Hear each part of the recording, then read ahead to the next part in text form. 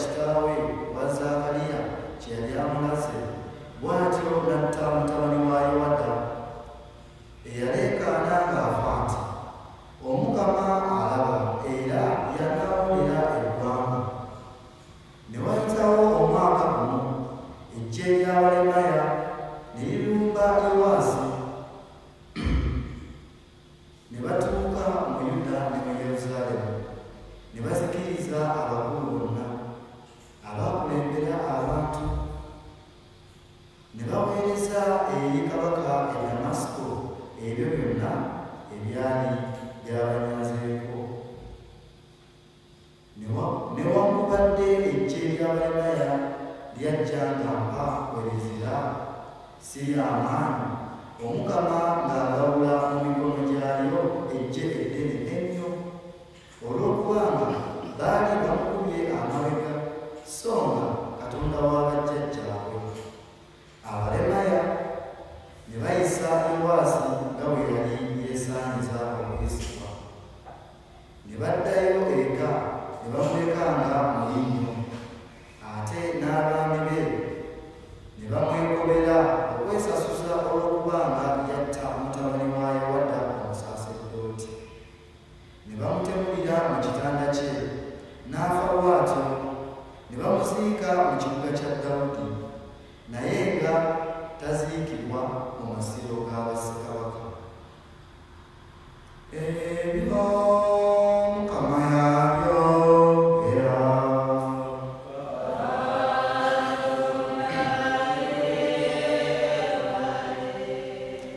Oluganda tugenda kwewulira n'oluyimba Zabbuli ey'ekinaana ekiddibwamu, emirembe n'emirembe ndimukuumira omukwano gwange.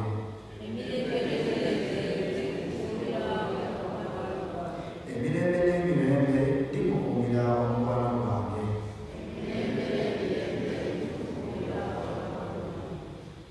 Nkubye endagaano ne gwe neerondedde, ndayiridde Dawudi omuweereza wange. Nja kunyweza ezzadde lyo emirembe n'emirembe, namulondo yo nja kugikuzimba mu mazadde gonna. Emirembe n'emirembe ndimukuumira omukwano gwange. Emirembe n'emirembe ndimukuumira omukwano gwange, n'endagaano yange nayo teribaako gyedda. Ezzadde lye nja kulifuula lya mirembe gyonna, ne namulondo ye ng'ennaku ez'eggulu. Emirembe n'emirembe ndimukuumira omukwano gwange.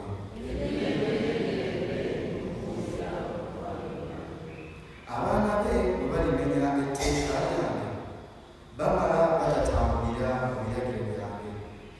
Bwe balyonoona kye nnaateesa, bamala batakuuma mateeka gange, ekibi kyabwe ndikibonereza n'omuggo, n'omusango gwabwe ngubonereza n'obuswanyu. Emirembe n'emirembe ndimukuumira omukwano gwange.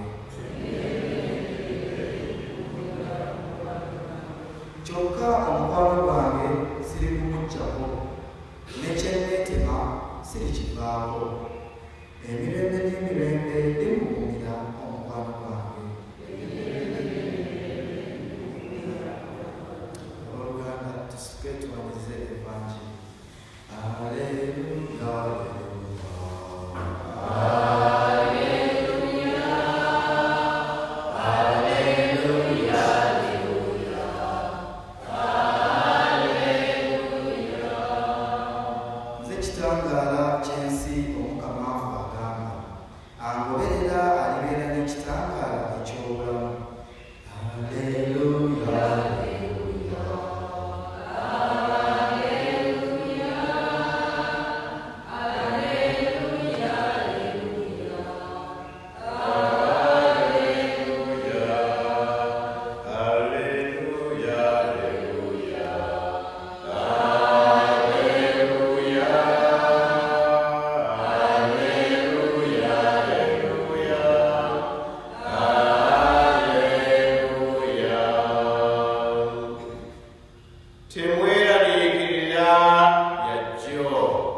Omukama abeere nammwe.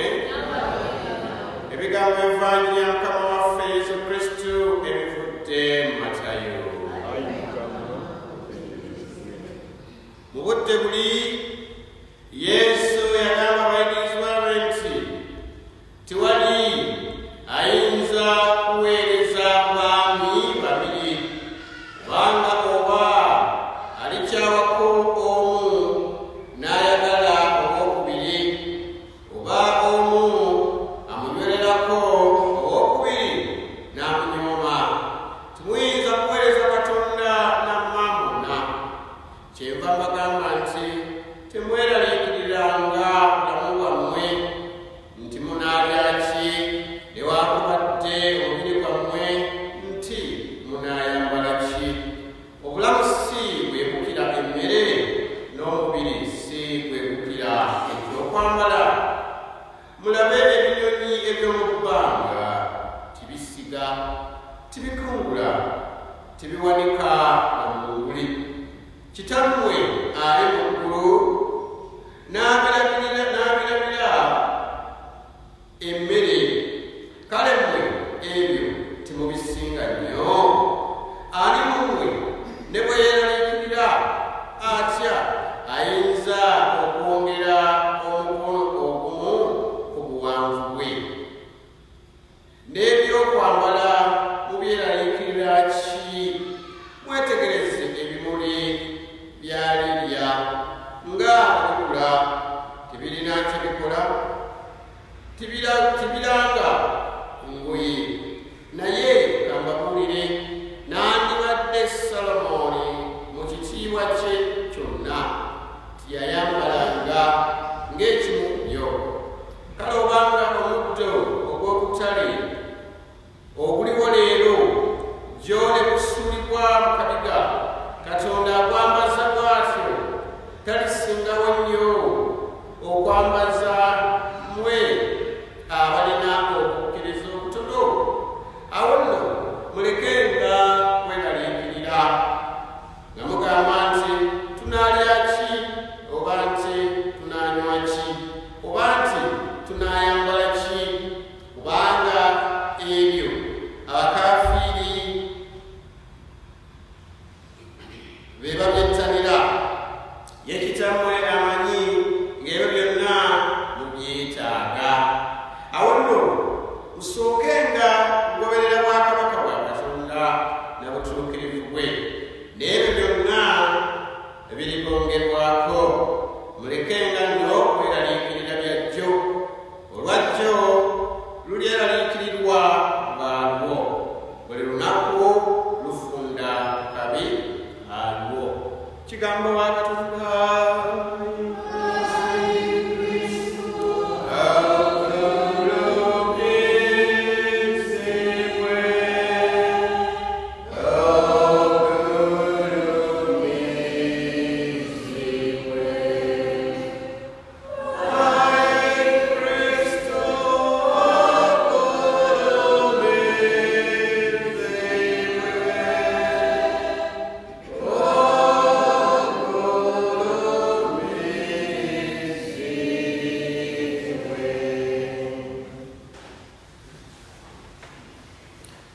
Abaganda abagalwa, Kabaka Yowaazi bwe tuwulidde mu ssomo lyaffe erisooka yatuula ku ngoma nga mwana muto kuza myaka nga 8. Tujjukira kabaka waffe owaawano e Uganda Tooro, ate ye tuzaalibwa myaka nga 3.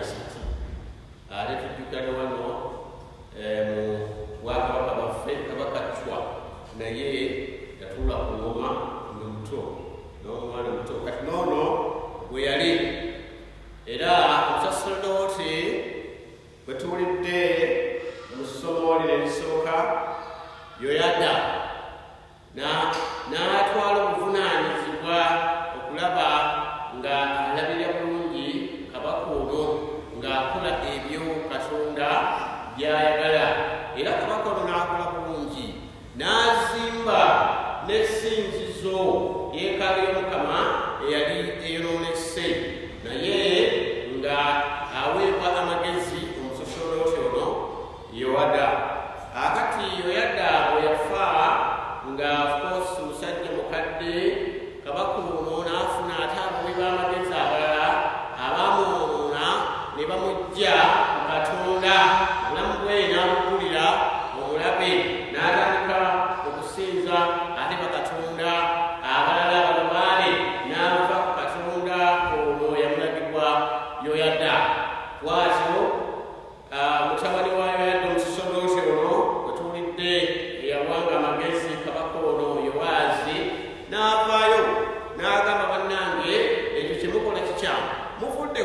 Katonda Yowaazi ne banne ne basalawo ne bamutta.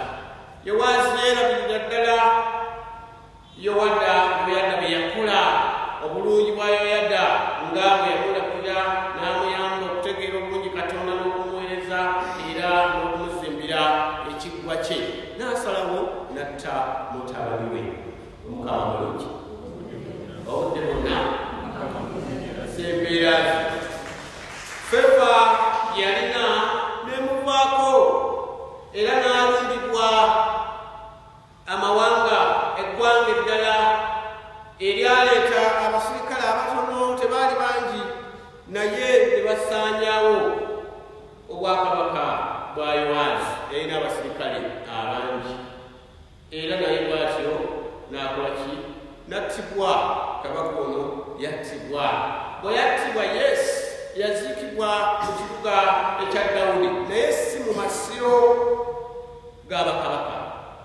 So nga oli omukadde yamulabira mu kisolooti Yoyada teyali kabaka, naye yaziikibwa mu masiro olw'ebirungi bye yakola ki? Bye yakola. Kituyigiriza ki?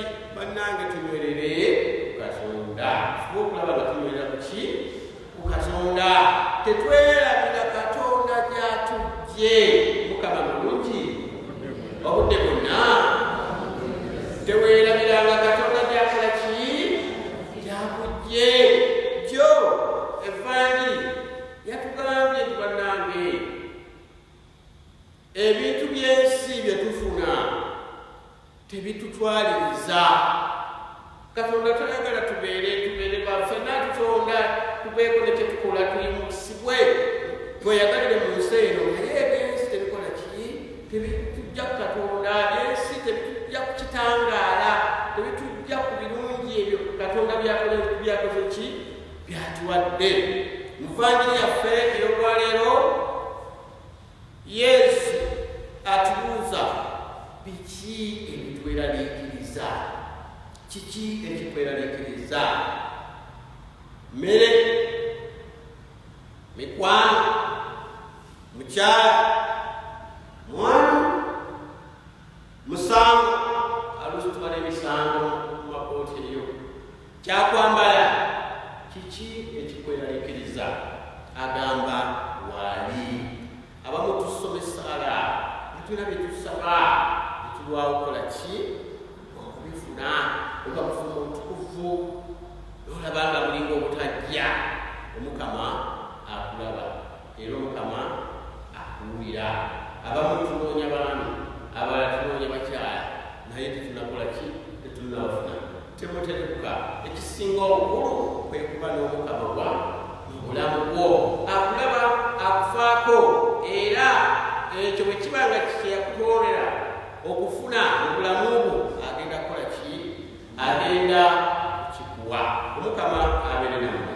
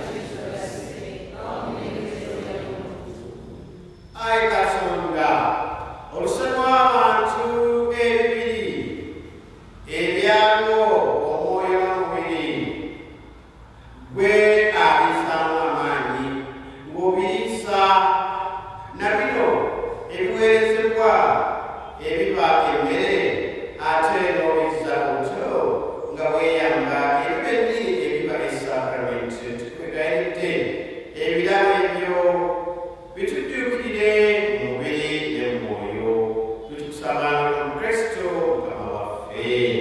Mukama abeere nammwe, bimuse mutima. Weebaza Mukama Katonda waffe. Bwe wamma kisaanye n'okuteekwa kituufu ddala era mutujja n'okulokoka epaati y'omukyukirivu ffe okwebaza bulijjo ate n'okubantu nga tuyita mu Yesu Kristo Mwana wo gweyagala. Kigamba omwo wakolera byonna bwe watutumira ab'omulokozi omununuzi yagwa mu buto bwa Mwoyo Mutuukirivu omubeerere n'amuzaala. Olw'okutuukiriza kwe ky'oyagala n'okufunira abantu abatuukirivu yaleega emikono ng'abonaabona amalewo olumbe aleke okuzuukira. Kyetuva twetaba ne bamalayika abatuukirivu bonna okutendereza ekitiibwa kyo nga twogera n'eddoboozi limu nti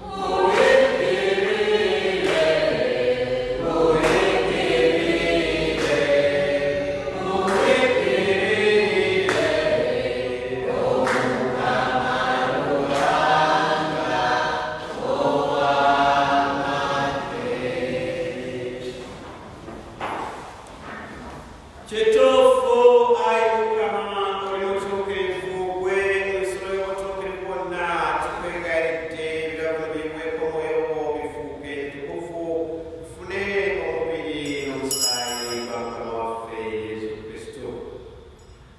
Eyali agenda okuweebwa emikono kwesibidde n'akwata omugaati ne yeebaza n'agumenyamu n'aba abayigirizwa be n'abagamba nti mutoole mulye kino mwenna, anti kino bwe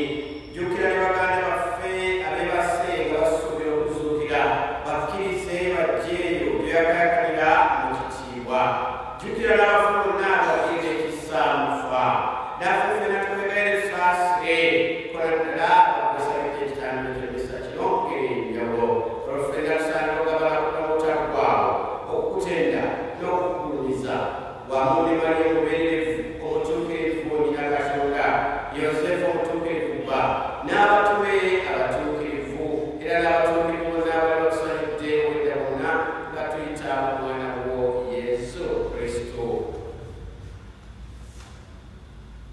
Gwe Katonda Paati omuyinza wa buli kantu abali ekirimu ne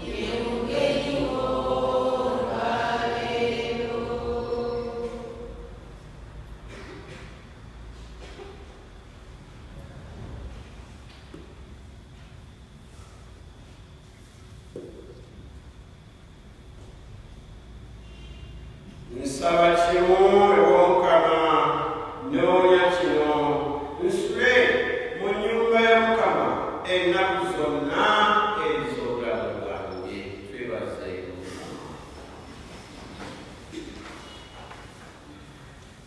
Ayi Mukama, nakusembera okutegeeza nti abakkiriza bagattibwa wamu ggwe, era okuba kuleetera kutyo ab'omukereziyawo yenna okuba ekimu.